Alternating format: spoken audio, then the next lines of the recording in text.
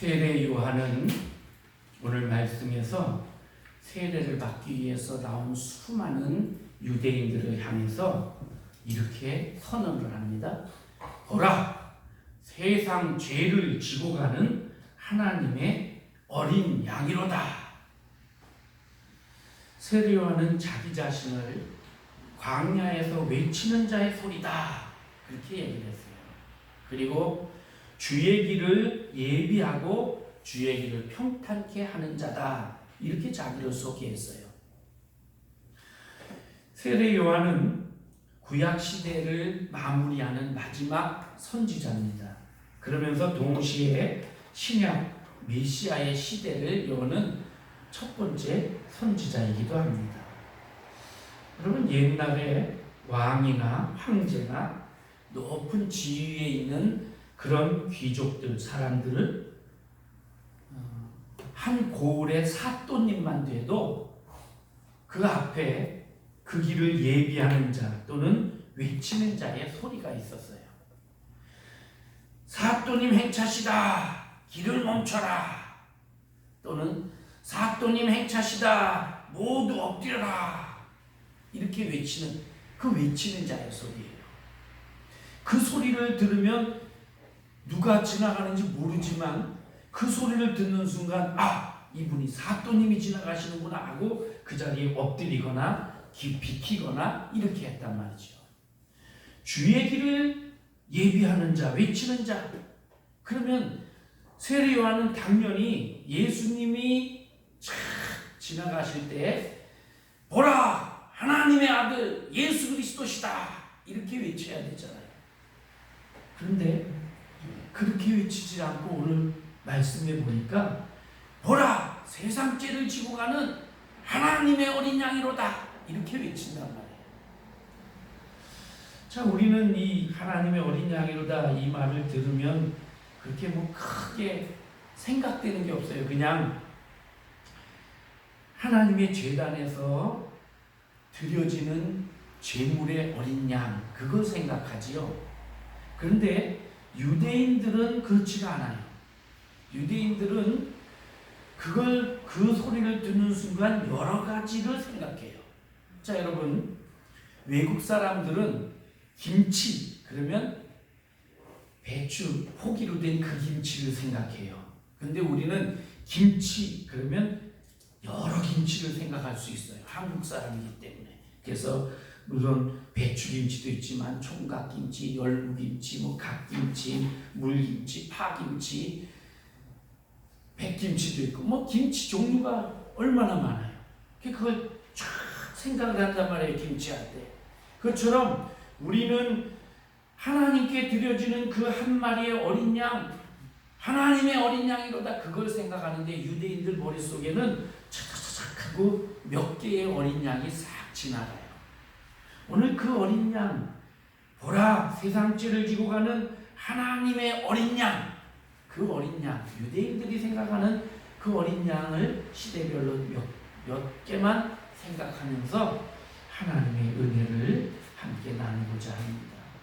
첫 번째, 에덴 동산의 어린 양입니다. 창세기 3장 21절 한번 보여주실래요?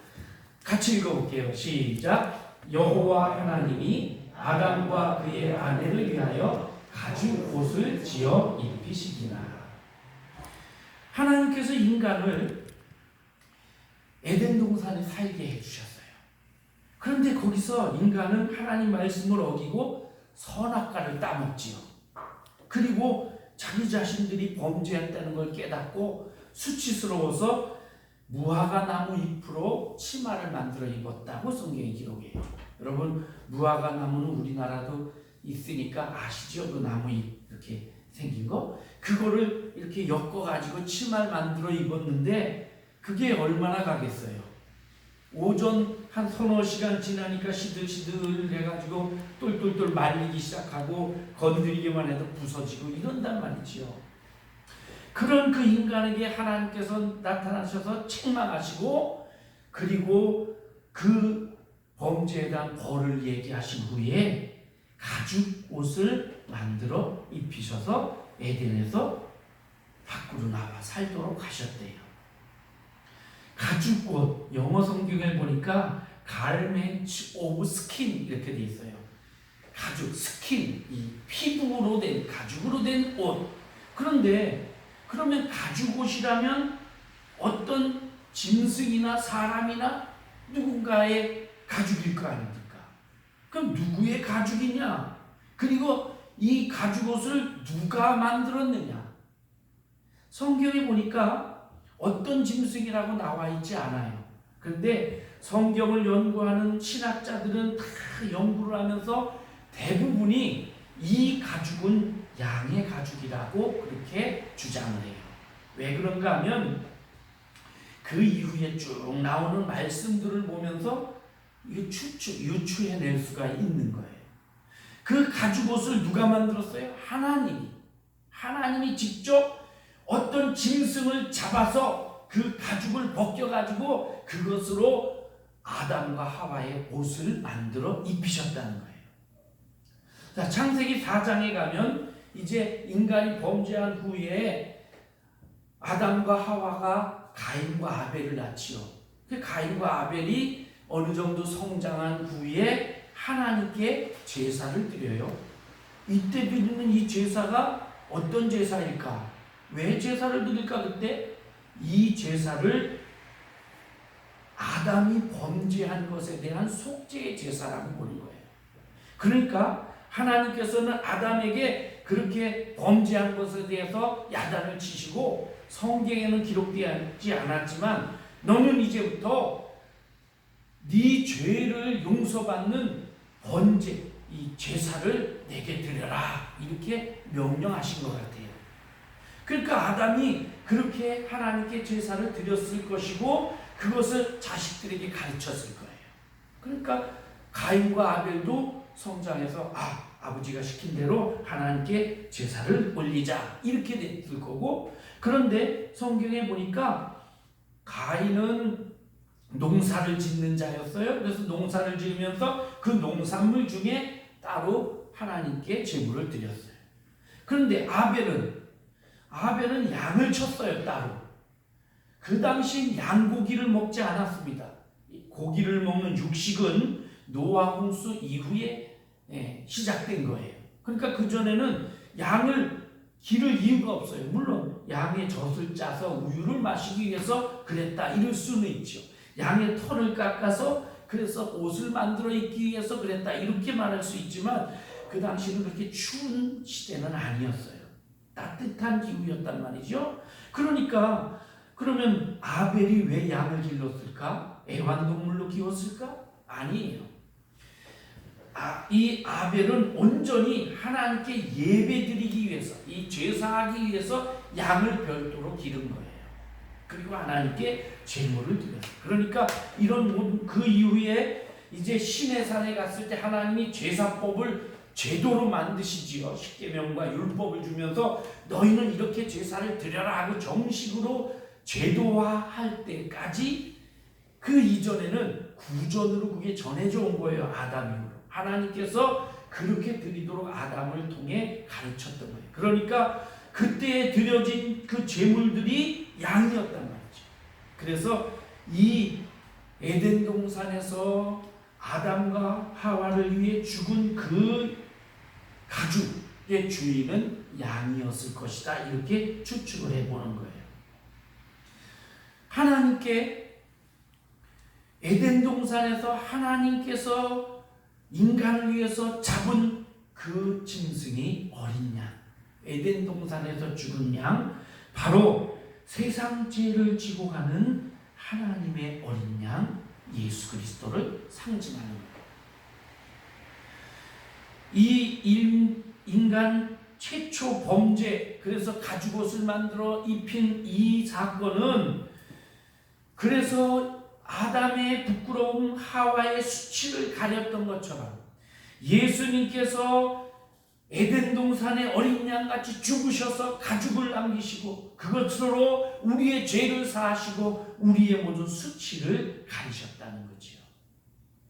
여러분, 성경을 쭉 읽어보면 어느 곳을 펼칠지라도 성경 속에서는 예수님의 피가 스며나오고 있습니다.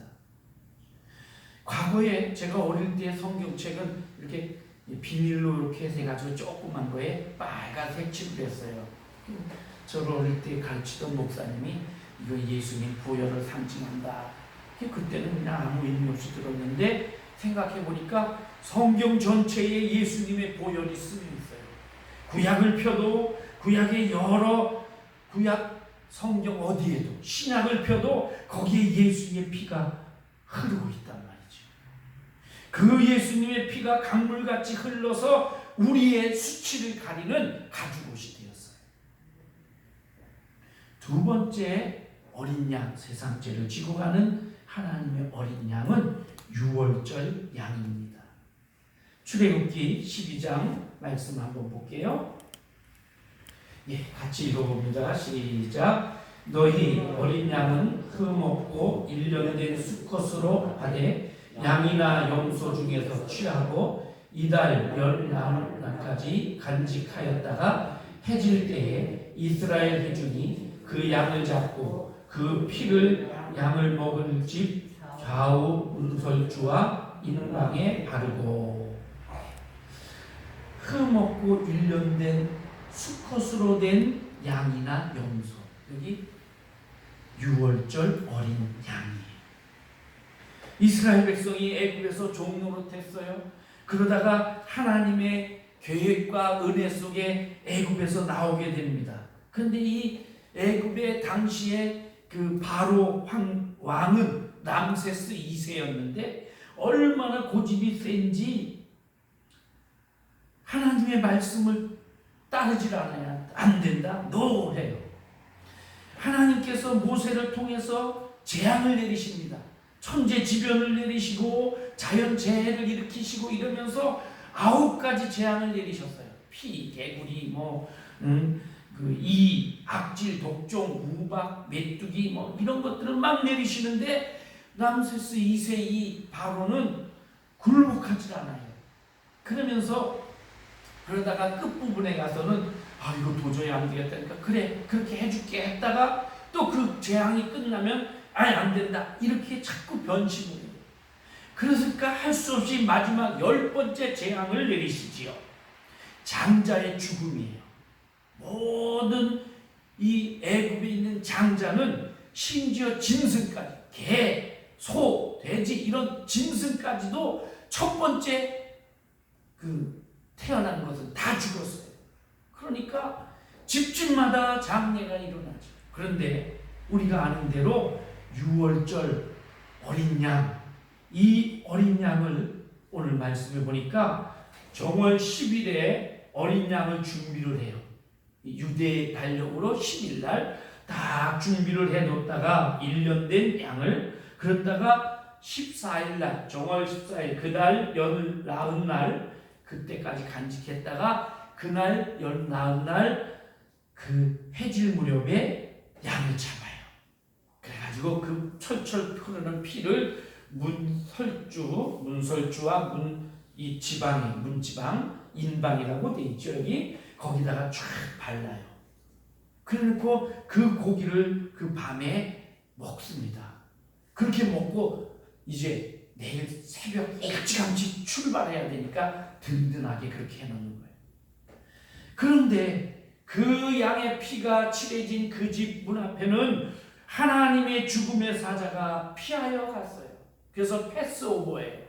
그렇게 피하여 지나가고 그 피가 칠해져 있지 않은 집은 죽음의 사자가 들어가서 장자를 다 죽이는 거예요.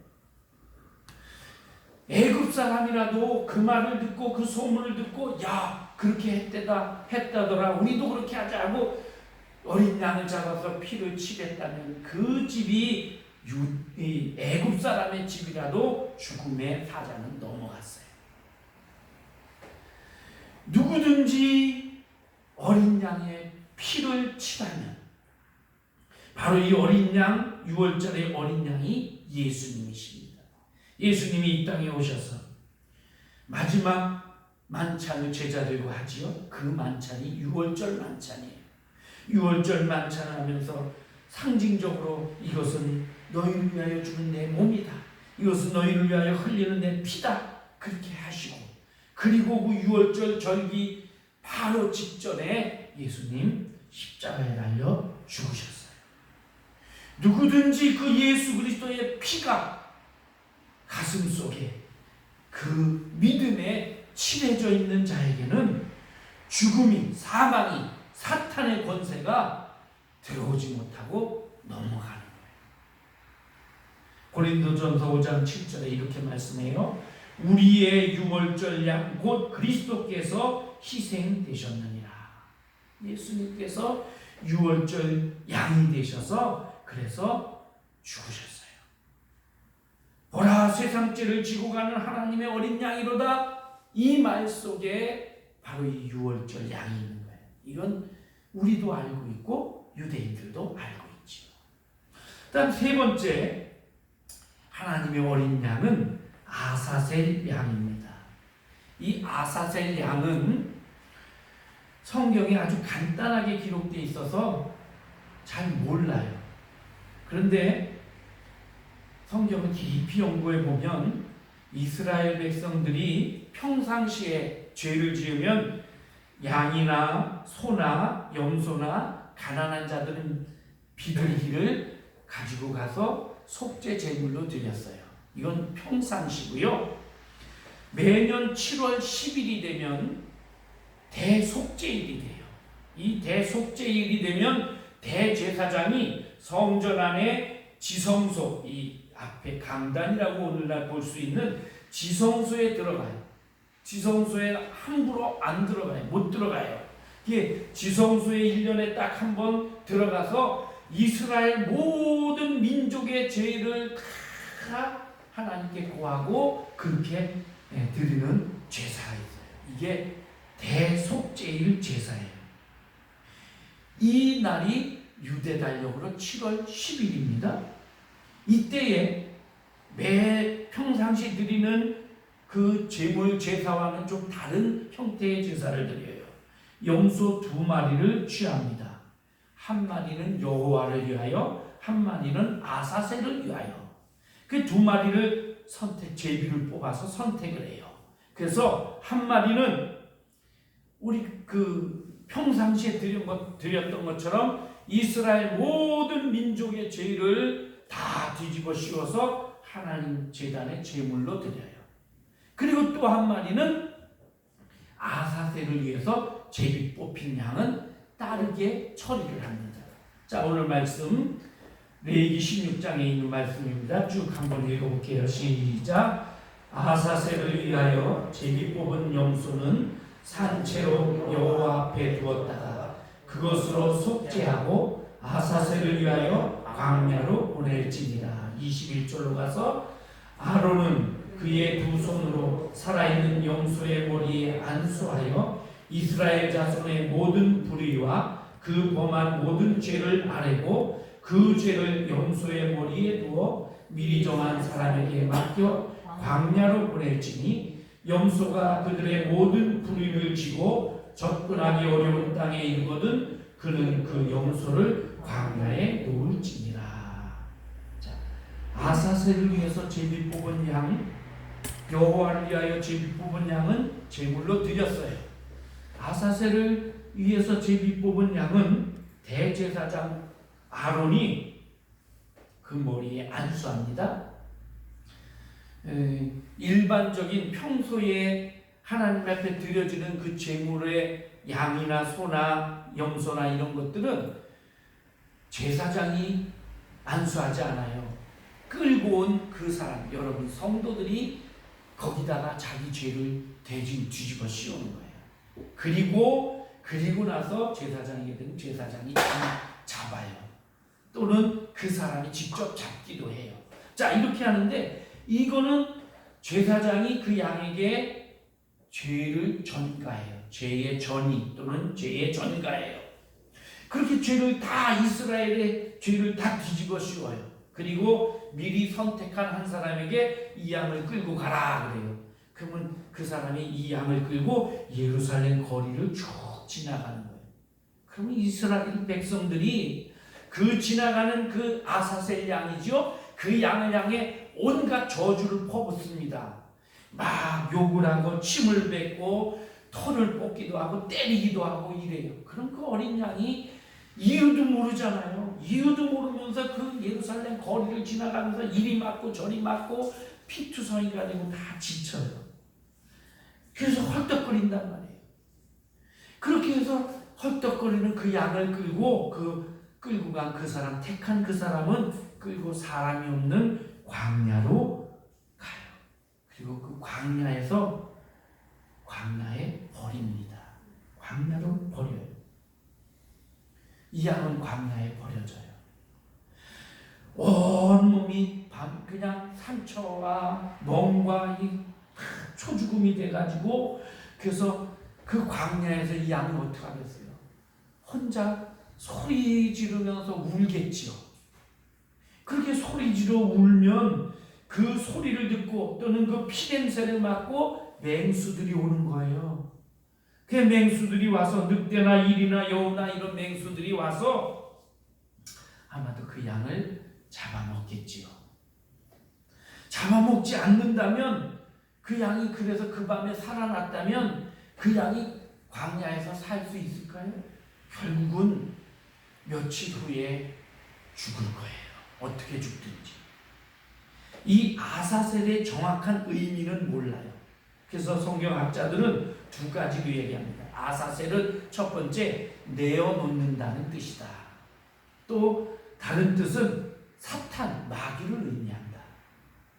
그래서 하나는 여호와를 위해서 양을 뽑고 제비 뽑고, 하나는 아사셀을 위해서, 내어놓음을 위해서, 마귀를 위해서, 마귀에게 주어버리기 위해서 뽑힌 양, 바로 예수 그리스도라는 거지요. 예수 그리스도께서는 하나님께서 내어버리려고 이 땅에 보내신 양이에요. 아사셀 양이에요. 그래서 아버지여 아버지여 어찌하여 나를 버리셨나이까 이렇게 외치는데도 하나님 외면하셨어요. 외면하시면서 버렸어요.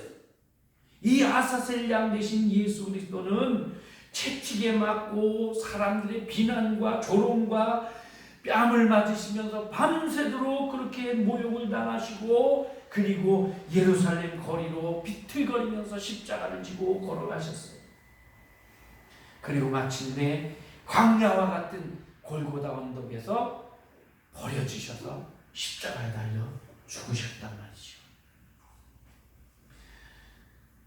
유대인들은 매년 이 대속죄일이 되면 이 행사를 해요.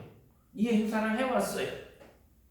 그러니까 그 비틀거리고 하나님께서 뽑아서 예루살렘 거리로 비틀거리면서 얻어맞으면서 그러면서 지나간 그 양, 그리고 광야에서 버려지는 그 양, 보라 하나님의 세상 죄를 지고 가는 하나님의 어린 양이로다. 그 말을 들을 때에 이 양이 생각나서 예수 그리스도와 오버랩이 되면서 그렇게 보여지는 거예요.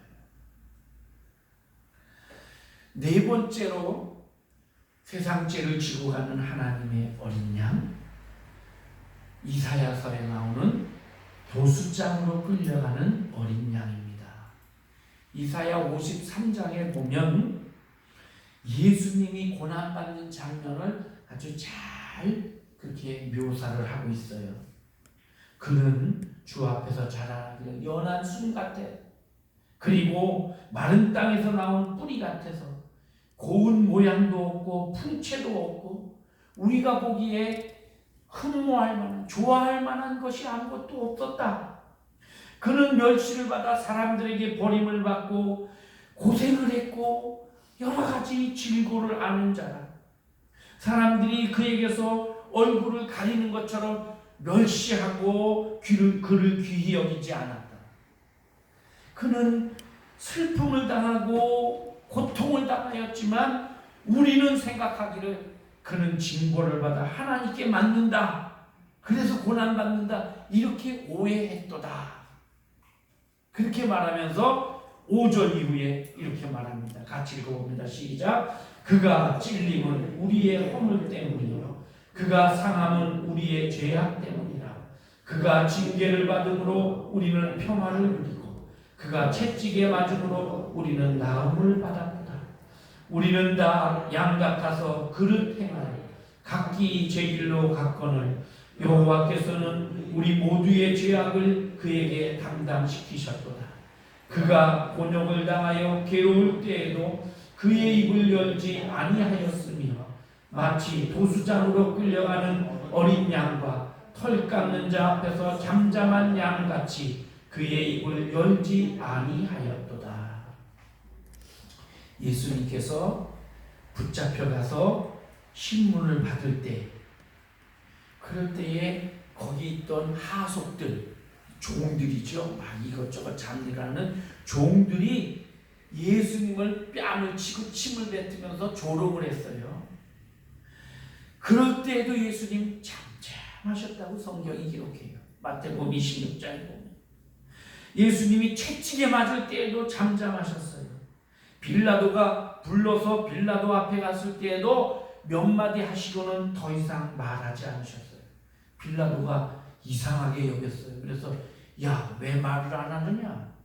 나는 너를 놓을 권세도 있고 너를 죽일 권세도 있는데 왜 말을 안 하냐? 뭔가 변명이라도 해봐라. 근데 이 예수님 아무 말씀도 안 하시고 오히려 그 권세를 주시니까 하나님이시다 이렇게 말하잖아요. 빌라도가 기이히 여겼다 이렇게 성경이 기록을 해요. 십자가에 올라가셔서 끌고 십자가를 지고 골고다에 올라가셔서 마지막에 십자가에 달려 죽으시는 그 순간까지 아무런 저항도 아니하시고 정말 무기력하게 죽으셨어요. 평소에 예수님이 어땠어요, 여러분? 능력자이셨어요. 죽은 자도 일어나라 그러면 일어나셨고, 또 파도를 보고 잔잔하라 그러면 잔잔했고, 보리떡 5개 물고기 2마리를 가지고 주여 하고 기도하면 5,000명이 먹인 이런 능력을 행하시는 분이 그 십자가 앞에서 그냥 한마디만 탁 하면 하늘에서 수많은 군사가 내려와서 다 장악을 할 수도 있었어요. 그런데 자기 자신을 위해서 한가의 능력도 행하지 아니하시고 아무런 말씀 없이 정말 무기력하게 그렇게 죽으셨다는 거예요. 그것을 이사야 선지자는 도수장으로 끌려가는 어린 양과 같다 이렇게 표현을 한 거예요. 기독교 단체 중에 매년 양을 직접 잡아서 제사하는 그런 단체가 있어요. 유튜브에 그런 동영상도 있어요. 양을 잡아요, 직접. 그 양을 잡았던 분이 간증하는 것을 들은 적이 있어요. 다른 짐승들은 끌고 가려고 그러면 자기가 죽을 대로 간다는 걸 알면 막 발버둥을 치거나 비명을 지르거나 안 가려고 막 이렇게 뒷걸음을 치지요. 근데 양은 안 그런다는 거예요. 죽으러 가는 걸 아는데도 순순히 끌려가요. 아무 소리도 안 지르고 그렇게 끌려가서 마지막에 칼을 심장에 탁 찔러서 죽는 그 순간에 끄 하는 소리 한 번 내고 그렇게 죽는다는 거예요. 양. 이사야가 이걸 알고 이렇게 표현을 했고요. 그 도수장으로 끌려가서 죽는 그 양이 바로 예수 그리스도라는 거지. 여러분, 예수님 어떠셨어요? 예수님 이 땅에 오셔서 십자가에서 그렇게 아무 말씀도 없이 마지막에 끄 소리 내듯이 다 이루었다. 데텔라 스테이 이렇게 말씀하면서 돌아가셨어요. 세상 죄를 지고 가는 하나님의 어린 양, 도수장으로 끌려가는 그 어린 양, 바로 예수 그리스도이십니다. 5번째, 바로 이 세상 죄를 지고 가는 하나님의 어린 양이로다. 거기 서 있는 그분 예수 그리스도이십니다. 예수님은 사람의 몸을 입고 이 땅에 오신 하나님이십니다. 빛으로 이 세상에 왔는데 어두움인 사람들이 그를 알아보지 못했어요. 그래서 영접하지 않았고요. 오히려 그를 핍박하고 조롱하고 비난하고 멸시하고 마침내 십자가에 못 박아 죽였어요. 자, 그 예수님 그렇게 자기를 비난한 그들을 위해서, 여러분과 저를 위해서 십자가에 달려 죽으셨지요. 그렇게 해서 하나님의 완전한 사랑을 보여주시고 구원을 완성하셨어요. 좀 전에도 얘기했지만 마지막 십자가에서 다 이루었다, 테텔레스타이 이렇게 외치시고 죽으셨어요. 이 테텔레스타이 헬라어인데 이 말을 영어 성경에 보니까 paid in full 그랬어요. pay 우리 돈 월급 주는 거 그것처럼 pay 값을 치렀다 이거. in full 완전하게다. 그러니까 다 갚았다, 완전 지불했다 이 소리예요. 마귀로부터 장악되고 마귀에게 얽매여 사는 모든 인간의 죄를 다 갚았다. 이제 다 갚았다, 완전 지불했다고 선언하시고 돌아가신 거예요. 베드로전서 1장 18절 19절 같이 한번 읽어봅니다. 시작. 너희가 알거니와 너희 조상이 물려준 헛된 행실에서 대속함을 받은 것은 은이나 금같이 없어질 것으로 된 것이 아니요 오직 흠없고 점없는 어린 양 같은 그리스도의 보배로운 피로 된 것입니다. 예수님의 피로, 십자가에 서리신 그 피로 우리가 구원 얻은 거예요. 은이나 금으로 된 게 아니에요.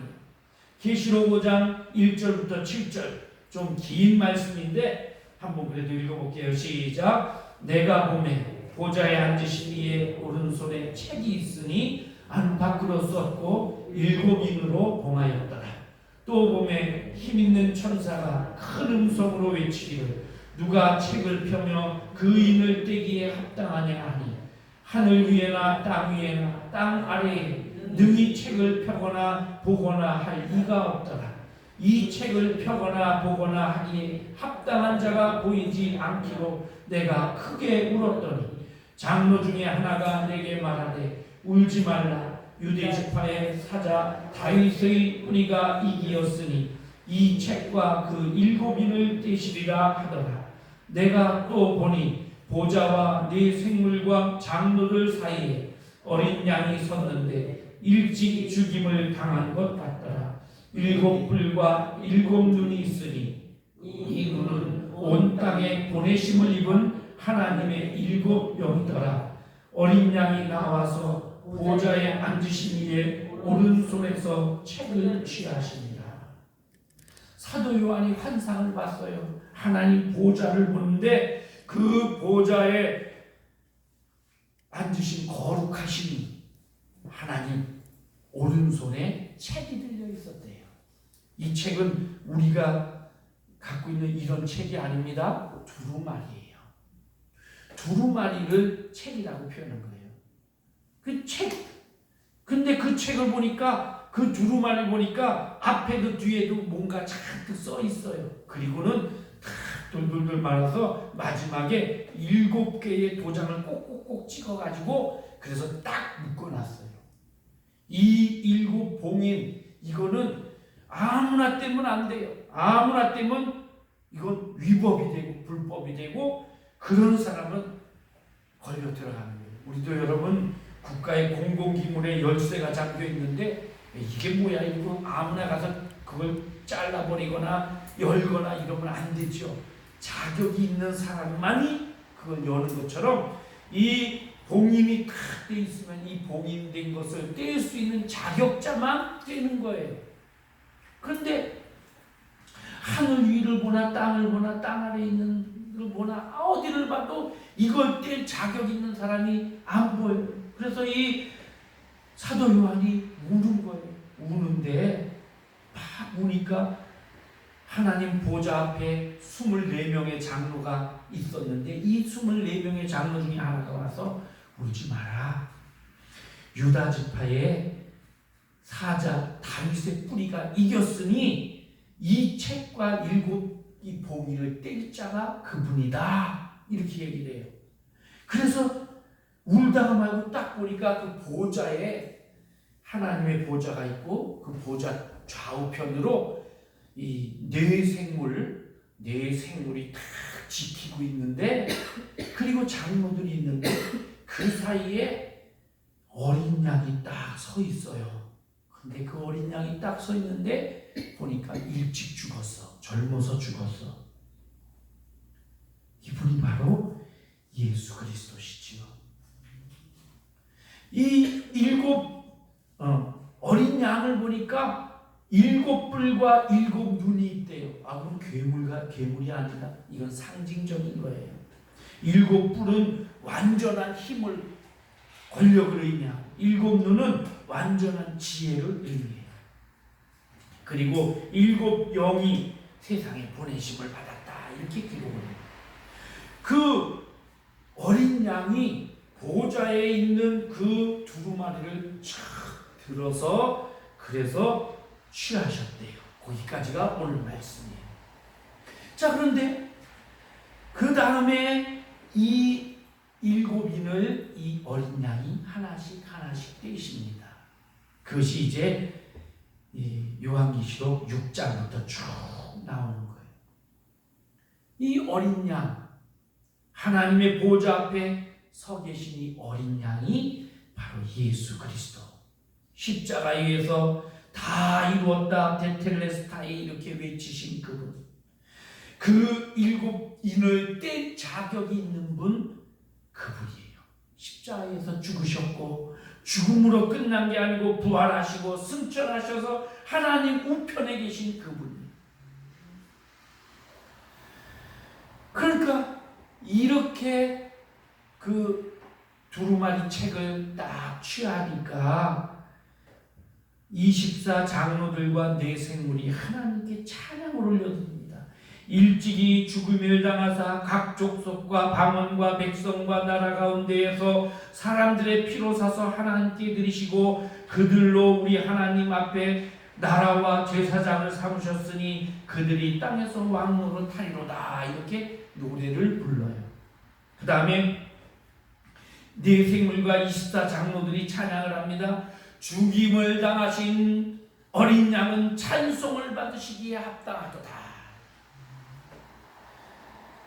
하나님은 여러분과 저를, 이 세상의 모든 사람들을 예수님의 피로 주고 사셨어요. 이는 노예 시장에서 노예로 끌려 나온 사람을 어떤 마음씨 좋은 부자가 얼마요? 그래서 얼마를 탁 주고 사서, 자, 너는 이제 샀으니까 내 거야. 근데 내가 너에게 자유를 주겠다. 이거 자유를 주는 거하고 똑같아요. 예수 그리스도의 피를 주고 우리를 사셨어요. 그리고 대신 예수님이 죽으셨어요. 우리는 예수님의 피로 그렇게 해서 노예의 신분에서 구원을 얻어서 산 사람이 되었어요. 우리가 다른 사람에게 이 사실을 알려야 돼요. 아직도 세상에는 하나님이 값으로 주고 샀는데 자유를 모르고 아직도 노예처럼 마귀에게 억눌려 사는 사람들이 많아요. 구원받지 못한 자들이 많아요. 이 사람들에게 예수 그리스도의 이 피 묻은 생명의 복음을 전해야 됩니다. 이게 여러분의 사명이고 우리 교회의 사명이에요. 이 네 생물과 24 장로들이 찬양을 하지요. 죽임을 당하신 어린 양은 찬송을 받기에 합당하시도다. 그랬더니 하늘과 땅에 있는 모든 피조물들이 찬양을 한다고 되어 있어요. 성경 보니까 보좌에 앉으신 이와 어린 양에게 찬송과 존귀와 영광과 권능이 세세토록 있을지어다. 이렇게 찬송을 불러요. 아멘, 아멘, 아멘. 정말 주님이 찬양받으시기에 합당하신 분이에요. 세세토록 영광을 돌려야 되는 그분, 바로 어린 양 예수 그리스도이신 거예요. 주님, 속히 이 땅의 모든 백성을 구원해 주소서. 주여 어서 오시옵소서. 우리가 이렇게 고백해야 되는 거지. 말씀을 정리해 봅니다. 보라, 세상 죄를 지고 가는 하나님의 어린 양이로다. 세례 요한이 이렇게 외칠 때에 유대인들 머릿속에는 스르르 지나가는 어린 양들이 있었습니다. 에덴 동산에서 아담과 하와의 수치를 가리고 죽어 피를 흘려야 했던 그 가죽옷을 남긴 어린 양. 애굽에서 마지막 재앙을 앞두고 죽어서 피를 흘려서 그 피를 문지방과 문설주에 바름으로써 하나님의 백성을 구한 그 유월절 어린 양. 대속죄일에 이스라엘의 모든 죄를 뒤집어 쓰고 핍박을 받으면서 예루살렘 거리를 거쳐서 그래서 광야에 가서 버려져서 죽는 아사셀 양. 이사야가 예언했던 아무런 반항도 거역도 없이 털 깎는 자 앞에서 잠잠했던 도수장으로 끌려가는 그 어린 양. 십자가에 못 박혀서 테텔레스타이 다 이루었다, 다 지불했다, 다 갚았다 이제, 그렇게 말씀하시고 죽으셨던 그 예수 그리스도. 금년 사순절 맞으면서 세상 죄를 지고 가는 하나님의 어린 양, 이 예수 그리스도를 다시 한번 기억하십시다. 그리고 감사하며 찬양하십시다. 우리 자신을 돌아보면서 우리 자신의 그릇된 모습과 삶을 회개하고 근신하십시다. 나 자신의 죄를 돌아보면서 우리 가정의 죄를 생각하는, 또 우리의 집안의 죄, 우리 민족의 죄, 인류의 죄를 다 주님 앞에 내가 대신해서 고백하고 회개합시다. 성경은 이렇게 말합니다. 마지막 말씀 요한복음 3장 16절 17절입니다. 같이 읽어봅니다. 하나님이 세상을 이처럼 사랑하사 독생자를 주셨으니 이는 그를 믿는 자마다 멸망하지 않고 영생을 얻게 하려 하십니다. 하나님이 그 아들을 세상에 보내신 것은 세상을 심판하려 하심이 아니요 그로 말미암아 세상을 구원을 받게 하려 하십니다. 하나님께서 세상 죄를 지고 갈 어린 양으로 보내신 분, 그분이 예수 그리스도이십니다. 기도하겠습니다. 하나님, 참으로 감사하고 감사합니다.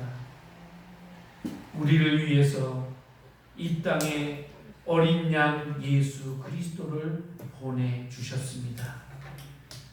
먼 옛날 에덴 동산에서 피 흘려 죽음으로 가죽옷을 남겼고, 또 유월절 어린 양이 되어 피 흘려 문설주와 문지방의 바름으로 하나님의 백성을 구했고,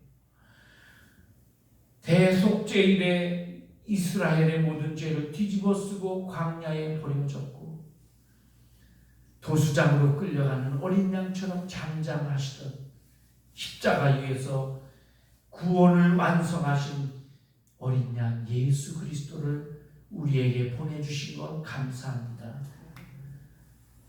사순절을 맞으면서 주님의 그 고난을 깊이 묵상하게 하시고, 그리고 우리도 이 땅에서 예수 그리스도를 증거하며 가슴에 새기며 예수의 피를 우리 가슴에 품고 사는 우리 모두가 되게 하여 주옵소서.